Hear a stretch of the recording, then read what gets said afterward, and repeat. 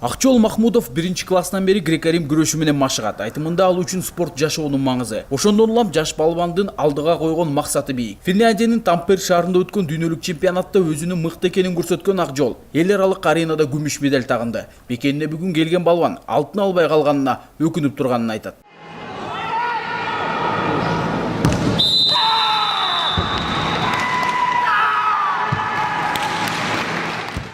Негизи даярдыктар аябай жакшы болгон.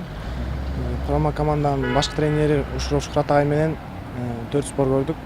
4 спор өзү карап, өзүнүн баласын алып карап, өзүмдүн личный тренерим Майрембек Ахмедов экөө жакшы даярдады мени. Экөөнү чоң ыраазычылыгын билдиргим келет. Ошондой эле атам өзү условия түзүп берип, режим кылып, даярдыктар баары жакшы болгон. Бирок форманын пигине чыгып көрүш алган жокмун. Жоломан Шаршамбеков болсо ошол эле чемпионатта 55 килограммдык салмактык категорияда күч сынашты. Бирок 5 балбандын 4-өсүн жеңип туркиялык атаандашына байгени тартырып жиберген. Спортчу белгилегендей, жеңишке жеткен атаандашынын тажрыйбасы көбүрөөк болгон. Анткени менен Жоломан бир аз гана упайга артта калган. Буга чейин деле эл аралык мелдештерде килем бетинде күрөшүп жүргөн жаш балбан бул ирет жеңишке жетүү кыйын болгонун жашырган жок. Финалдагы аябай эсте калды, оор болду, кайгылуу болду. Бир жактан кубансам, бир жактан кайгырдым. Түрк балбан менен күрөштүм финалда.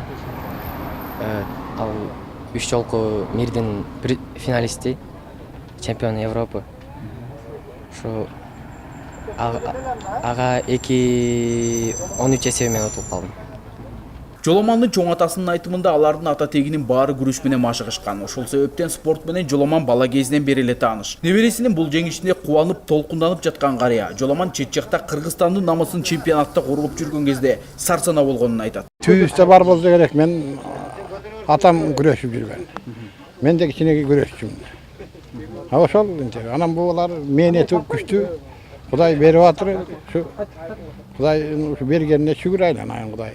Өспүрүмдөр арасындагы курама тайпа күрөш боюнча дүйнө биринчилигинен жалпы 6 медаль менен өлкөгө кайтты. Эске сала кетсек, чемпионат Финляндиянын Тампере шаарында 1-августтан 6-августка чейин өттү. Анда баш аягы күрөштүн эркин, грек-рим жана аялдар арасындагы күрөш түрлөрү боюнча 24 комплект медаль ойнотулган. Мелдешке Кыргызстандан 17 спортчу аттанып, 1 алтын, 3 күмүш жана 2 коло медаль алынды. Тынчтык Акишев, Нурдан Гарипбеков, Пирамида.